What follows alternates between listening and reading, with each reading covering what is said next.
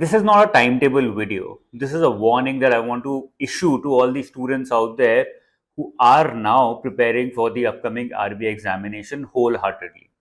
It's very important for us to understand what might go wrong in what situation things might go south.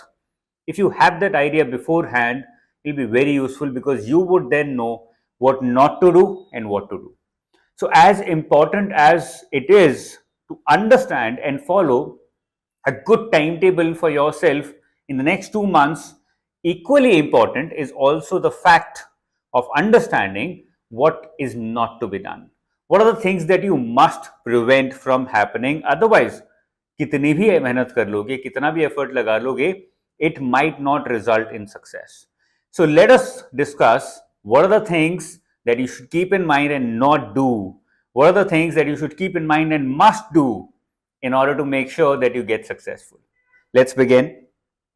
The first thing is to identify what not to study. What not to study. That is my job to tell you कि ये पढ़ सकते हो अगर पढ़ने का time है तो, और अगर पढ़ने की हिम्मत है तो, बट ये मत पढ़ना please. So let's try and understand what is it that you must not study. Number one, anything not mentioned in the syllabus. If you were preparing for this examination 6 months before or 1 year before and had come to me, मैं आपको बोलता syllabus को follow मत करो wholeheartedly. Do the syllabus plus do these things. But now you have just 2 months for the examination.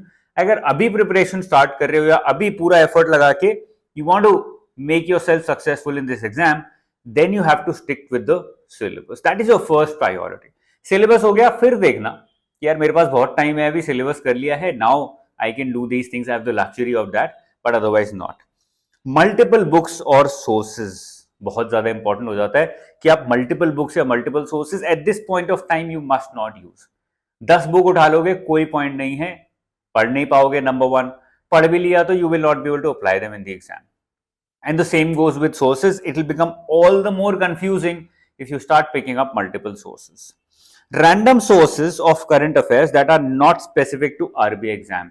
ये मैंने बहुत students में देखा है, because of FOMO they start picking up sources that are not specific to RBI examination. भाई जो बंदा है RBI एग्जाम की तैयारी करवा रहा है उसका सोर्स उठाओगे तो बेटर है. जो नहीं करा रहा है, किसी और एग्जाम की तैयारी करा रहा है, उसका सोर्स उठा के क्या करोगे? It will ultimately not result in optimum performance in the examination, है ना. जैसे कि जिम में जाते हो, वर्कआउट करते हो, अब वर्कआउट करते करते टाइम चीनी का पानी पीना शुरू कर दोगे, of course it will not result in success, which means a good looking body. पेट निकल आएगा. क्यों निकल आएगा? शुगर पी रहे हो while you are working out. जितना तुमने वर्कआउट किया उससे ज्यादा कैलोरीज तुमने पी ली. That is not going to work. The same happens here. And number 4, thick books that take years to internalize. बहुत सारी किताबें हैं जो बहुत अच्छी हैं, and I would recommend that you read them and understand more and more through them. But in books से time लगता है internalization में, in order to understand them, in order to digest their concepts, in order to remember their concepts and recall them at the right time. तो internalization takes time. If you expect कि 2 महीने में सब पढ़ भी लूंगा, सारा internalize भी हो जाएगा, मोटी मोटी किताबें पढ़ लूंगा, that's not going to happen. I'm sorry. So these are the list of things that you must not study. इस तरह से नहीं पढ़ना है और इन चीजों को नहीं पढ़ना है, ध्यान में रखिएगा. Otherwise of course you will see failure coming your way अगर ये चीजें करना शुरू कर दोगे. We have understood what not to study. Let's now understand what is it that we should be studying. क्या पढ़ना चाहिए? नंबर 1, प्रीवियस ईयर पेपर्स, वो भी डेली. ये मेरी प्रीवियस ईयर पेपर की बुक है, that you can see here. This is the bible of your examination. As a teacher this is the bible for me, क्योंकि मैं भी जब पढ़ाता हूं उससे पहले मैं एक बार देख लेता हूं, भाई whatever I'm going to teach today, is it relevant or not? Has it been asked in the examination or not? The orientation with which I'm going to teach, is it relevant or not from the examiner's point of view? And the same happens or applies with you. जो भी पढ़ रहे हो, is it relevant for you as a student or not? वो एक दिन में नहीं आएगा, 10 दिन में भी नहीं आएगा. It will take at least a month. So every day, just like you have tea, you read this in the morning. 15-20 minute, आधा घंटा इसके ऊपर लगाओ. It will give you results. It will give you amazing results. Okay. Point number 2, syllabus बहुत important है. मैंने सबसे पहले बताया था सिलेबस के बाहर कुछ नहीं पढ़ना है. इसका मतलब है सिलेबस तो पता होना चाहिए ना. I'll give you an example to prove this point. ये बड़ा मजा आएगा इसमें कि आपको पता लगेगा अच्छा सिलेबस में कहाँ पे क्या मेंशन्ड है जहां से क्वेश्चन पेपर्स बन के आते हैं। तो सिलेबस अगर अच्छे से नहीं पता है, you will ultimately feel like a handicapped in the examination. Point number 3, specific sources, that means PDFs plus revision videos plus MCQ based reverse learning. ये सीक्वेंस है पढ़ने का या प्रोसेस है पढ़ने का, इसको फॉलो नहीं करोगे, you will ultimately feel that you are putting in more efforts but you are getting less outcome. अभी टाइम नहीं है कि आप मेरी या किसी की भी डिटेल्ड वीडियोस देखो, क्योंकि वो 300-400 घंटे की वीडियोस हैं। It's not going to cut for you, it's not going to work for you because you don't have enough time. 60 दिन है आपके पास, कैसे कर लोगे? What is a better way is to go through the PDF, try to understand as much as possible. नहीं समझ आ रहा है तो रिविजन वीडियोस देखो यार, रिविजन क्लासेस अटेंड करो बिकॉज दोज आर फास्टर, उसमें सबसे इंपॉर्टेंट चीजें पढ़ाई जाती हैं। That is going to contribute towards more outcome, less inputs या more outputs in less time. Okay, and finally reverse learning जो हम लोग एग्जाम से 1 महीने पहले शुरू करा देते हैं, that is what actually contributes towards a major part of your success. जैसे अभी SEBI examination is also lined up, तो सेबी एग्जाम के लिए MCQ reverse learning is already starting in the next 3-4 days. That is what contributes, is going to contribute towards your success. Once you've understood the PDFs, फिर आप reverse learning पे move करोगे।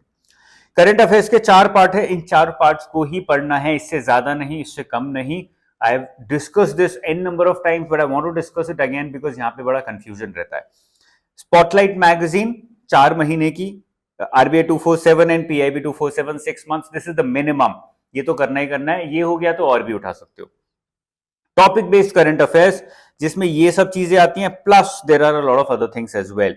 Government schemes, RBI annual report, international annual reports by various organisations, union budget, economic survey, ये तो आपको पढ़ना ही पढ़ना है, this is the minimum. And there is a very comprehensive big list of what comes under topic based current affairs, वो सारी चीजें आपको पढ़नी है। Create that list for yourself and then start covering those one by one. This is a complete picture of current affairs that you have to study. अब आ जाते हैं हमारे थर्ड पॉइंट पे, which is how to identify important topics, जो मेरे लिए बहुत इंपॉर्टेंट है बताना आप लोगों को। It's a warning for you to make sure कि जो भी पढ़ रहे हो उसमें से इंपॉर्टेंट टॉपिक्स आप निकालना शुरू करो। मैंने आपको बता दिया, I already told you how important is past year paper analysis as well as the syllabus. Let's try and take an example and understand how to understand the importance of past year papers in order to find out the important topics. जैसे management का एक question, ये 2 question उठाते हैं, these were asked in 2023 latest exam में, last year पूछा गया था ये in phase 2 of RBI examination. There were 2 questions on leadership. First question, both are easy. The first question talks about which of the following are 3 leadership styles given by Kurt Lewin: autocratic, democratic, laissez-faire. Second question is which of the following is a part of contingency theory. Contingency theory में 3 आते हैं, सबसे पहले फ्रीडलर, फिर house और फिर Hershey and ब्लैंचार्ड, 3 आते हैं। तो यहां से हमें क्या पता लगा? हमें पता लगा लीडरशिप इज इंपॉर्टेंट, 2 क्वेश्चन वही पूछे हैं। There were more questions from leadership, मैंने 2 उठाए हैं। नंबर 2 और सिलेबस में मेंशन्ड है डायरेक्टली, ठीक है ना। नंबर 2 बिल्कुल सिंपल क्वेश्चंस हैं। If you go through the leadership styles chapter you will feel कि यार ये तो मैंने अगर एक बार भी पीडीएफ से पढ़ा होता, उससे ज्यादा नॉलेज मुझे नहीं चाहिए, I don't need more than that, it's very easy. There are 3 types of contingency theories. जब कंटिजेंसी थ्योरी स्टार्ट होंगी तब सबसे पहले यही बताया जाता है। So these are very basic questions, that is an understanding. तो हमें पता लग गया भाई सिलेबस से पूछा गया है मैनेजमेंट में question when it comes to leadership style, simple questions, straightforward factual questions, analytical, यहाँ पे ज्यादा कुछ दिमाग नहीं लगाया एग्जामिनर ने। Now there might be questions in management which are completely opposite of this, but ये सारा detailed analysis जब तक नहीं करोगे past year papers का by using this book, तब तक कुछ नहीं होने वाला है, nothing is going to work for you. Okay, let's come to another set of questions. Finance से क्या क्वेश्चंस पूछे गए थे? So there was one question on ratio analysis which has been added recently in the syllabus. Accounting add हुआ है तो there is a comeback of ratio, so we are expecting इस साल अगर लेवल बढ़ेगा फेज 2 का तो रेशियोज के क्वेश्चन और डिफिकल्ट हो सकते हैं। सेकेंड क्वेश्चन वाज ऑन नाफिड एक्ट, जो कि फाइनेंस के करंट अफेयर्स में काफी एक्टिवली डिस्कस हुआ जा रहा था, तो मतलब फाइनेंस करंट अफेयर्स इंपॉर्टेंट है phase 2 के लिए, questions will come, but it's a very basic question. Third question was on liberalized remittance scheme. What is the maximum amount that a person can remit under LRS? अब LRS जो है RBI के FAQs में भी दिया हुआ है, सो RBI website important हो जाती है, विच कम्स अंडर RBI 247, ठीक है ना। तो ये करंट अफेयर्स में आ गया RBI 247, जहां पे वेबसाइट भी कवर्ड होती है। दूसरा, when you read foreign exchange management in the syllabus which is given in the syllabus, उसके अंदर लिबरलाइज्ड रेमिटेंस स्कीम भी डिस्कस होती है, which is a major scheme that RBI runs. Okay, तो फॉरेन एक्सचेंज मैनेजमेंट सिलेबस से connect हो गया, simple question, and RBI website से सिंपल क्वेश्चन कनेक्ट हो गया। This is the analysis that you get from past year papers. इससे पता लगता है कि इंपॉर्टेंट टॉपिक्स क्या हैं और क्या तो मैं स्किप नहीं कर सकता हूं। This is the idea that you get, and this is very important. You do this exercise on a daily basis, automatically 15-20 दिन बाद रिजल्ट दिखना शुरू हो जाएगा। अब आ जाते हैं लास्ट पॉइंट पे, which is I believe the most important, और ये मतलब सोने पे सुहागा हो जाएगा अगर ये फॉलो कर लोगे तो। This is about how to write test, क्या कैसे लिखने और कैसे नहीं लिखने हैं test. What not to do, number 1, please do not do this exercise daily. बहुत सारे स्टूडेंट्स हैं, बहुत सारी वेबसाइट्स खुल गए हैं जहां पे ये डेली प्रैक्टिस चलती रहती, it's all useless. Let me tell you very honestly, it doesn't work. Daily basis पे एक क्वेश्चन 2 क्वेश्चन लिखोगे, 10 साल भी करोगे तो भी कोई इंप्रूवमेंट नहीं होगा। Consistency doesn't work that way. Consistency का भी एक प्रोसेस होता है ना। तो डेली की जगह वीकली लिखोगे, देन या फिर पूरा टेस्ट लिखोगे डेली, तब जाके वो कंट्रीब्यूट करेगा। Please do not take any breaks when you are writing a test, comprehensive test. Exam में तो ब्रेक नहीं मिलेगा, तो फिर यहां ब्रेक क्यों ले रहे हो। सिमिलरली, बहुत सारे स्टूडेंट्स मुझे कॉल करके बोलते हैं, सर आपकी ऐप में ना टेस्ट में पॉज फीचर नहीं है, किसी और इंस्टीट्यूट के ऐप में तो है पॉज फीचर। मैंने कहा पॉज फीचर मेरे पास भी है, मैंने एक्टिवेट नहीं किया हुआ है, because I don't want you to take any pauses while you are taking a test, है ना। एग्जाम में तो नहीं मिलेगा ना pause, the timer keeps running, so here also it keeps running, it should keep running. And finally, lot of students have started taking tests on phone. Please do not do that. Final exam में phone नहीं मिलता है test लिखने के लिए, laptop होता है, desktop होता है।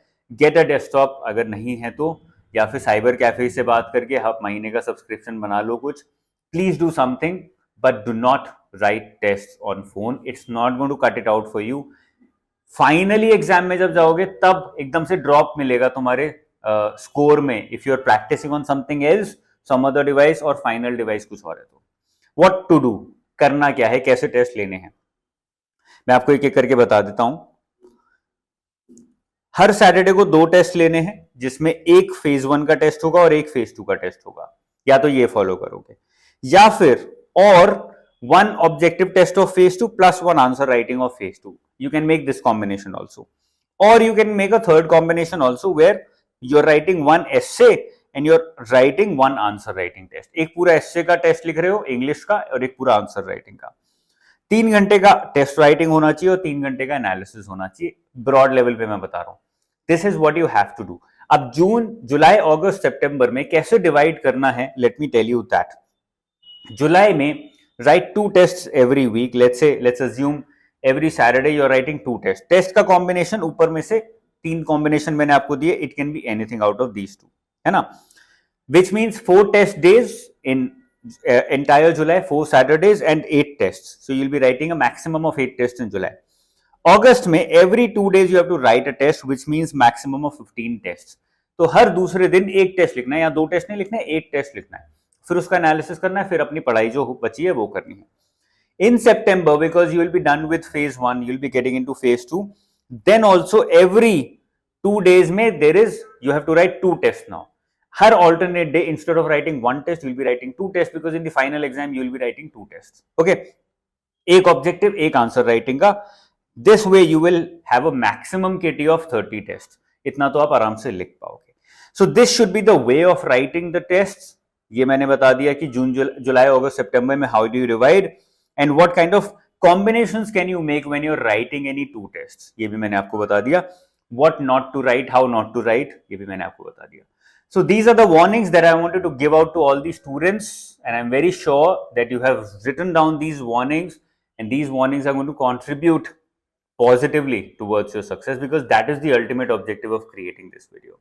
This was all. If you have any doubts, you can reach out to me on my website, on my social media handles, and you can also check out the courses that are running at the moment. Revision classes चल रही हैं, बड़ी important हैं, हम लोग पूरी मेहनत करके उसको बना रहे हैं। तो ऑब्जेक्टिव इज कि स्टूडेंट जो भी पढ़ रहे हैं उसका एग्जाम क्लियर कराना है। ठीक है, all the best guys, I will see you again very very soon, till then take care, over and out.